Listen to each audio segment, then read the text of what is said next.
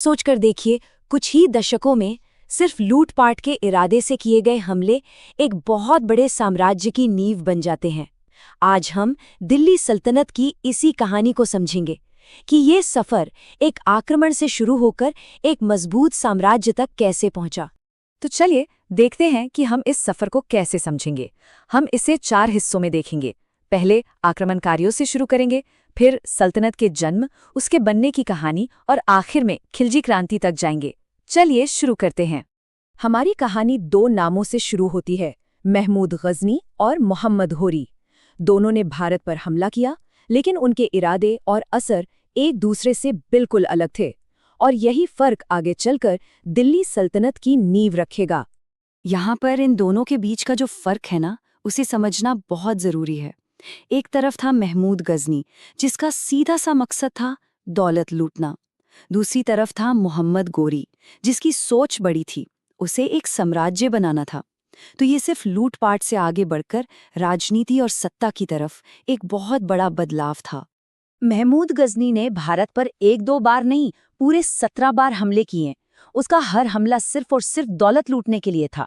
1025 में सोमनाथ मंदिर पर जो उसने हमला किया, वो उसका सबसे कुख्यात उदाहरण है। उसका इरादा यहाँ शासन करना कभी था ही नहीं, बस खजाना भरना था। लेकिन गोरी की सोच एकदम अलग थी। वो सिर्फ एक लुटेरा नहीं था, बल्कि एक साम्राज्य बनाने वाला था।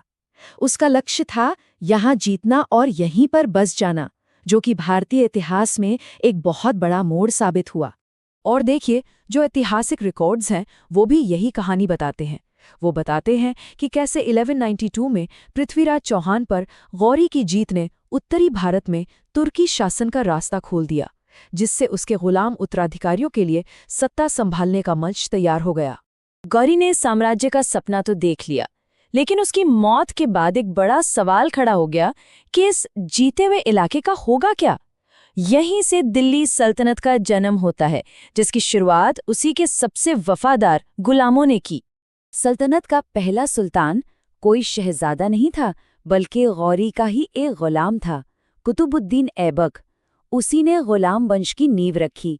वो अपनी दरियादिली के लिए इतना मशहूर था कि लोग उसे लाख बख्श यानी लाखों का दाता कहकर बुलाते थे। तो ऐबक ने शुरुआत जरूर की, लेकिन सल्तनत का जो असली निर्माता था, वो था उसका उत्तराधिकारी इल्तुतमिश। असल में उसने एक बिखरे हुए इलाके को एक संगठित और मजबूत राज्य में बदल दिया। एक नए साम्राज्य के लिए जो भी जरूरी चीजें होती है ना, इल्तुतमिश ने वो सब बनाई। उसने राजधानी को लाहौर से दिल्ली शिफ्ट किया, अपनी खुद की करेंसी चांदी का टंका और तांबे का जीतल जारी की, और कुतुब मीनार का काम पूरा करवाया। ये सब एक स्थायी राज्य की निशानियां थीं। अपनी पावर को और मजबूत करने के लिए इल्तुतमिश ने एक बहुत ही शानदार कदम उठाया। उसने 40 वफादार तुर्की गुलाम सरदारों का एक ग्रुप बनाया, जिसे तुर्कान-ए-चहलगानी या चालीसा कहा गया। ये एक ब्रिलियंट मूव था, लेकिन यही ग्रुप आगे चलकर इतना ताकतवर हो गया कि सुल्तानों को बनाने और हटाने लगा। एक ऐसी ताकत जो उसके अपने ही उत्तराधिकारियों के लिए सबसे बड़ा खतरा बन गई। तो साम्राज्य तो बन चुका था, पर अब उसे संभाले रखने की चुनौती सामने थी। इल्तुतमिश के बाद सल्तनत में अफरा तफरी मच गई। सत्ता का खेल शुरू हो गया, जहां सिंहासन के लिए खूनी संघर्ष एक आम बात हो गई थी। इसी उथल-पुथल के बीच एक ऐसी चीज हुई जो उस जमाने के लिए एकदम क्रांतिकारी थी।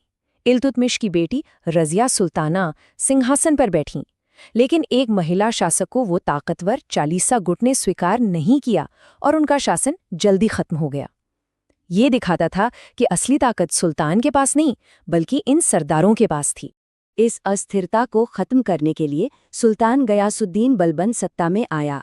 उसने तय कर लिया था कि सल्तनत को बचाने के लिए नरमी से नहीं, बल्कि क्रूरता से काम लेना होगा। उसकी लौह एवं रक्त की नीति का एक ही मतलब था, सुल्तान के अधिकार को फिर से स्थापित करना और हर विद्रोह को पूरी तरह कुचल देना। बलबन, जो खुद कभी चालीसा का सदस्य था, ये बात अच्छी तरह जानता था कि अगर सर्वोच्च शासक बनकर रहना है तो उसे सुल्तान बनाने वालों को ही खत्म करना होगा।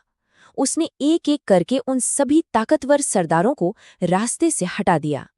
सरदारों की शक्ति को खत्म करने के बाद बलबन ने दरबार में सिजदा और पैबौस जैसी प्रथाएं शुरू कीं। ये सिर्फ रस्में नहीं थीं, ये हर किसी को ये याद दिलाने का एक तरीका था कि सुल्तान कोई आम इंसान नहीं, बल्कि ईश्वर का प्रतिनिधि है, जिसके सामने झुकना ही एकमात्र विकल्प है।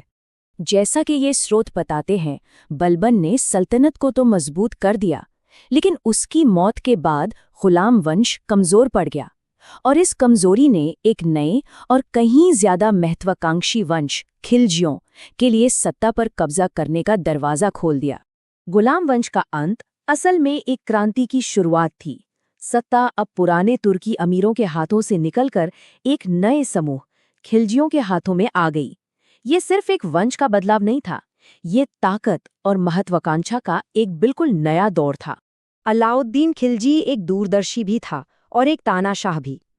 उसने अपनी सैन्य महत्वाकांक्षाओं को पूरा करने के लिए राज्य को पूरी तरह से बदल डाला। तो अलाउद्दीन के सामने एक क्लासिक समस्या थी, एक इतनी बड़ी फौज कैसे रखी जाए जो मंगोलों का सामना कर सके, लेकिन खजाना भी खाली ना हो। उसने जो समाधान निकाला वो उस समय के हिसाब से बिल्कुल क्रांतिकारी था। उसने एक ऐसा काम किया जो पहले किसी ने सोचा भी नहीं था। उसने अनाज से लेकर घोड़ों तक हर जरूरी चीज की कीमत तय कर दी, यानी फिक्स कर दी। इसके लिए दिल्ली में खास बाजार बनाए, सख्त अधिकारी नियुक्त किए और सरकारी गोदामों में अनाज जमा किया। ये अर्थव्यवस्था पर राज्य का ऐसा नियंत्रण था जैसा पहले कभी नहीं देखा गया था। बाजार सुधारों से हुआ ये कि अब सैनिकों को कम वेतन पर भी गुजारा करना आसान हो गया।